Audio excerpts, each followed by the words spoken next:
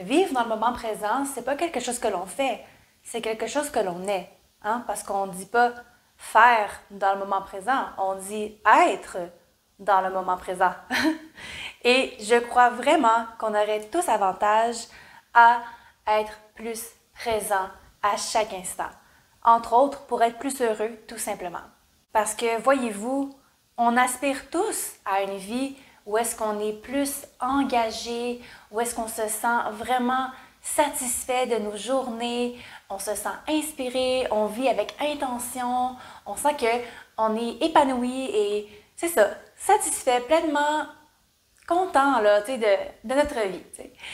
Et malheureusement, il y a des choses qui entravent ce sentiment-là et je crois que c'est entre autres parce qu'on n'est pas toujours présent à notre réalité. Et justement, ce qui pourrait nous aider, c'est d'être plus conscient de tout ce qui se passe maintenant, ici et maintenant. Et nous allons parler justement de ça dans cette vidéo. Alors, pour ceux qui ne me connaissent pas, moi, mon nom, c'est Evaline Jalbert. Je suis coach de développement personnel. Et dans cette vidéo, je vais vous aider à découvrir comment on peut être plus dans le moment présent et surtout les 3 erreurs que vous faites probablement déjà et comment s'en sortir. Donc, à la fin, je vais vous partager 3 stratégies qui m'aident, moi, personnellement, énormément pour me rappeler d'être dans le moment présent. Alors, on y va, c'est parti. Alors, la première erreur que vous faites, qui vous empêche d'être dans le moment présent, c'est que vous êtes trop dans votre tête et pas assez dans votre corps. OK? Qu'est-ce que ça veut dire? Tout simplement, ce que ça veut dire, c'est que vous vivez beaucoup au niveau du mental. Votre conscience est apportée au niveau des pensées. Tout ce qui se passe dans votre tête, la petite voix dans votre tête, OK? Ça peut être, je vais vous donner des exemples, ça va être plus concret. Par exemple, il y a beaucoup de gens qui vont vivre dans le passé. Quand je dis ça, ça veut dire qu'ils vont vraiment, on va en parler après dans l'autre erreur, là, mais notre vie est en fonction de choses qui se sont passées dans le passé, justement. Et par exemple, il y a beaucoup de gens qui vont vivre dans le passé et d'autres qui vont beaucoup se projeter dans l'avenir. Donc, ils ne vivent pas dans le moment présent parce qu'ils ont une tendance à aller plus d'un côté que de l'autre. Dites-moi en commentaire, vous êtes plus quelqu'un qui vit dans le passé ou qui êtes plus tendance à vous projeter dans le futur. Un indice pour s'en souvenir, c'est regarder au niveau de ses émotions. Okay? Il y a une phrase, je ne sais plus c'est qui, mais je vais la mettre ici, quelque part dans la vidéo, que quelqu'un a dite, et c'était par rapport à nos émotions. Donc, si on est déprimé, on vit dans le passé. Si on est anxieux, on vit dans le futur. Et si on est... Le mot va être ici, j'ai oublié, je pense que c'était serein ou calme ou heureux. On est dans le présent. Alors, si vous ne savez pas, vous vivez dans quelle temporalité illusoire, ben, observez vos émotions, vous allez le savoir. Bref, ça pour dire qu'on est du genre à... En fait, l'erreur que les gens font, peut-être que c'est la vôtre, on le fait tous un petit peu, pour ne pas être dans le moment présent, l'erreur qu'on fait, c'est de être soit dans le passé, soit dans le futur. Je vais vous donner l'exemple que moi j'ai fait parce que je me retrouve plus là-dedans, c'est au niveau de se projeter, ok?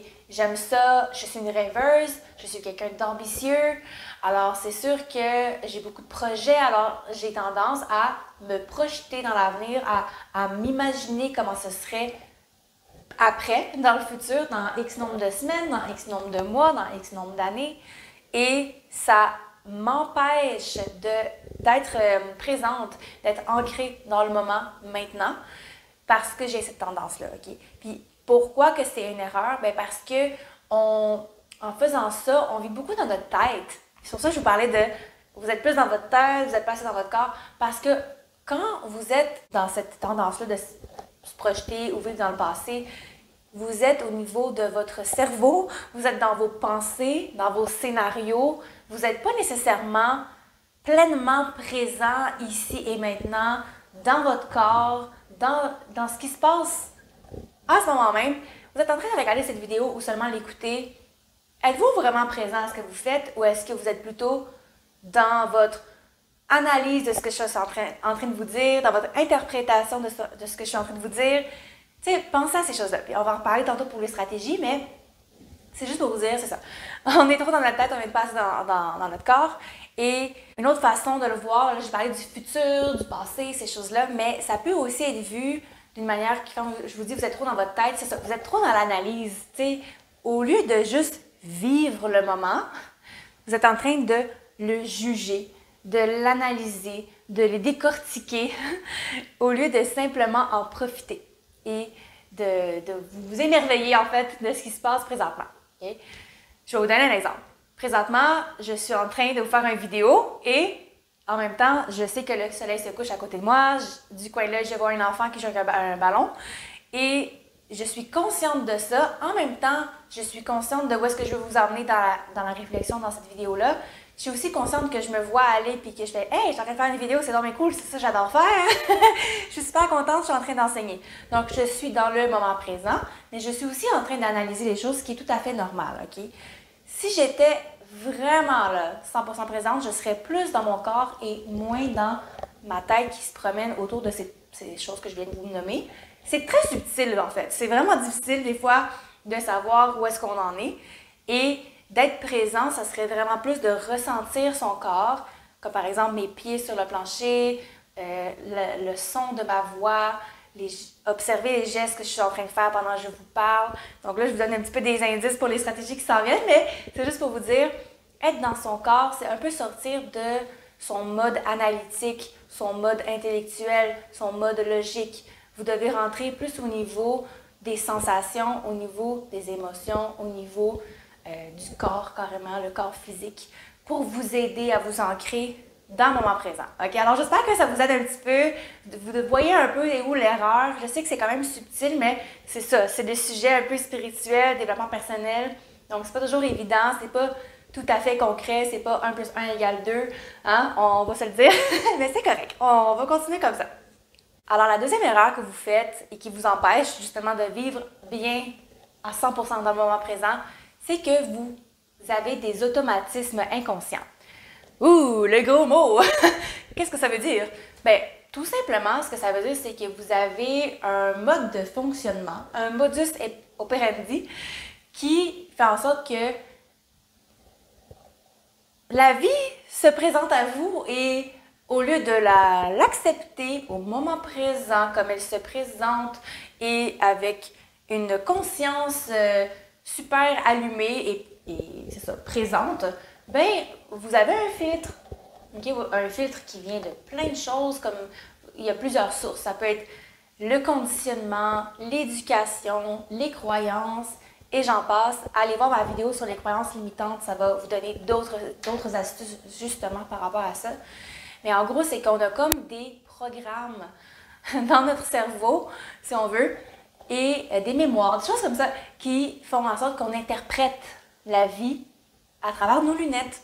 Et c'est correct, c'est pas mal, mais c'est une erreur que l'on fait quand on essaie de vivre dans le moment présent. Dans le moment présent, c'est pour ça que j'en parlais un peu tantôt quand j'ai glissé un mot, quand on vit dans le passé, on est un peu en fonction de nos programmes.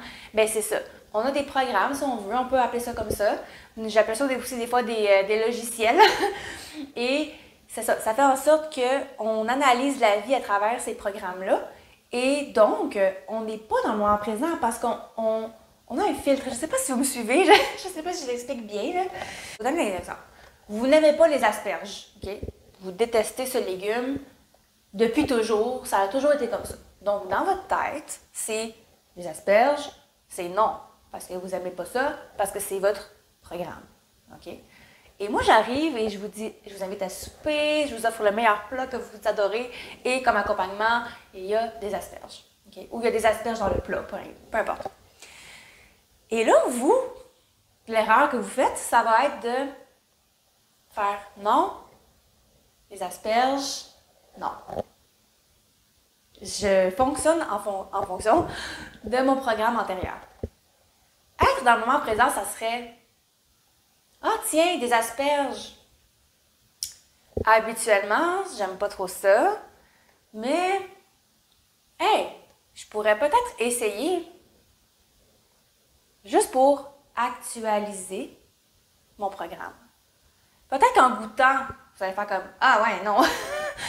Finalement, je vais regarder le programme encore un petit peu parce que je pense que, ouais, non, mon corps n'aime pas ça. Par contre, peut-être vous allez pouvoir goûter et faire comme « Hey, finalement, j'aime ça. » Ou en tout cas, ça a été bien apprêté aujourd'hui.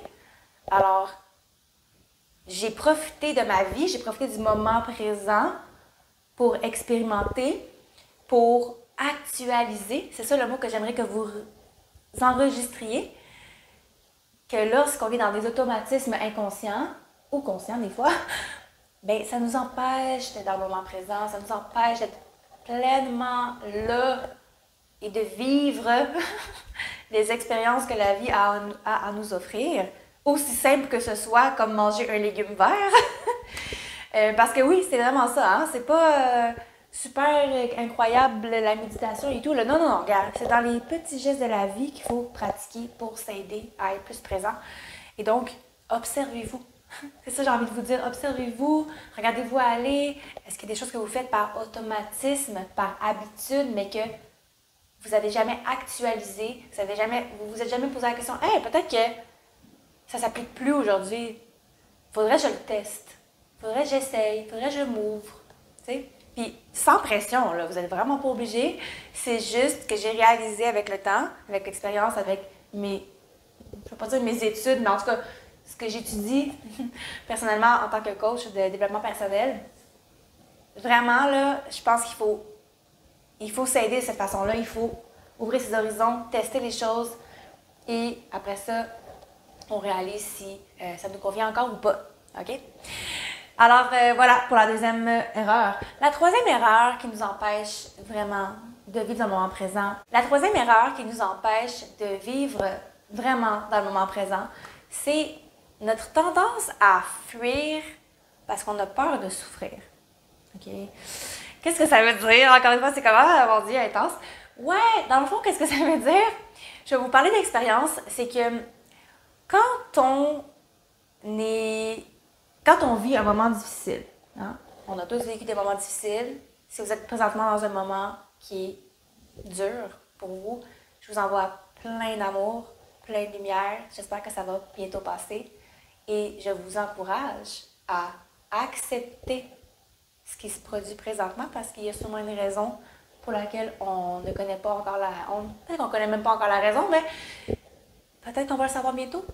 Peut-être que non. C'est pas grave. On accepte l'expérience. C'est ça la vie. Okay? Parenthèse. Parenthèse fermée. Je reviens à mon point. Dans le fond, c'est ça. On vit tous des moments difficiles et la tendance naturelle de l'être humain, c'est d'éviter la souffrance. Okay? On a deux tendances, en fait. On a la tendance à rechercher le plaisir et éviter la souffrance. Personnellement, moi, je sais que la plus grande force que j'ai, c'est éviter la souffrance. Vraiment. Dites-moi en commentaire, vous, c'est quoi? Et tout ça pour dire que c'est normal, il ne faut pas s'en vouloir. C'est notre instinct de survie, si on veut, une partie de notre ego qui nous aide à faire ça, à repérer les problèmes ou en tout cas des expériences qu'on aurait pu vivre qu'on ne veut pas revivre et le cerveau s'arrange pour repérer ces choses-là et faire comme « wow, alerte rouge, attention, on ne veut pas revivre ça, qu'est-ce qu'on va faire? On va éviter pour ne pas ressouffrir, je ne sais pas si ça se dit, mais pour ne pas souffrir à nouveau de cette situation-là qui nous avait fait souffrir dans le passé. » C'est un exemple, OK? Et c'est, comme je dis, c'est normal, il ne faut pas s'en vouloir. La seule chose qui se produit, qui nous aide pas à être dans le moment présent, c'est que quand on fait ça, on est dans la résistance, OK? Parce que, en fait, je vais vous lire un passage que j'ai écrit sur Instagram. Vous allez voir, ça va peut-être plus résumer qu'est-ce que je voulais dire. Mon Dieu!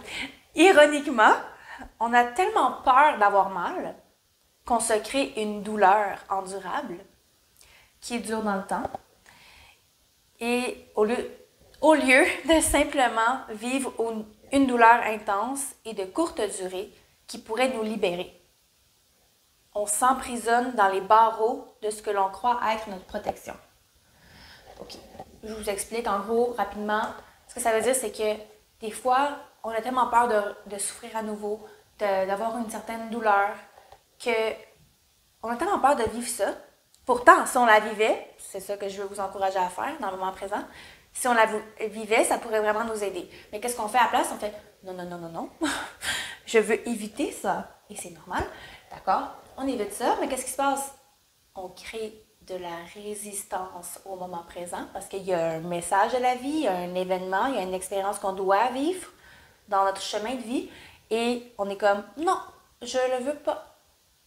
Ah, on crée une barrière. Cette barrière-là a des conséquences qu'on oublie trop souvent et ces conséquences-là créent, en fait, c'est une forme de résistance dans notre vie, dans notre énergie qui crée d'autres problèmes, qui crée de la souffrance aussi.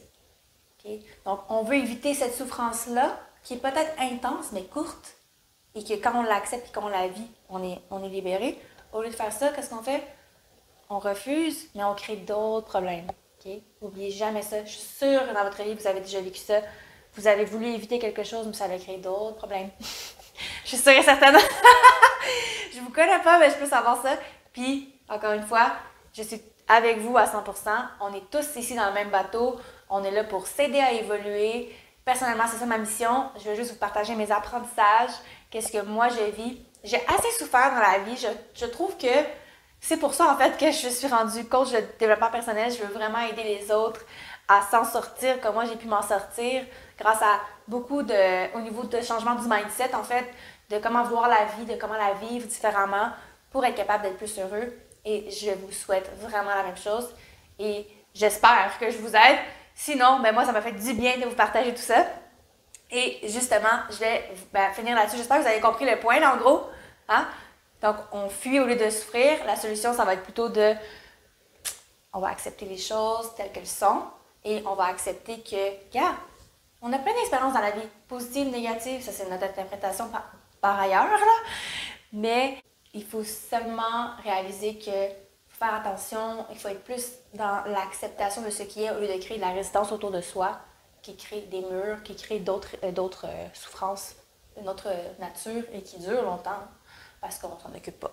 OK? Alors maintenant, je vais vous parler des 3 stratégies qui m'aident personnellement à être plus dans le moment présent. Et vous allez voir, c'est quand même assez concret. Donc la première, c'est vraiment de s'observer.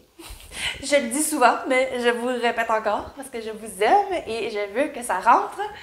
S'observer. Qu'est-ce que ça veut dire? Ça veut dire, en plus de poser des questions aussi, vous allez voir, c'est que quelques fois dans la journée, vous pouvez vous mettre une alarme sur votre téléphone, par exemple, pour vous le rappeler.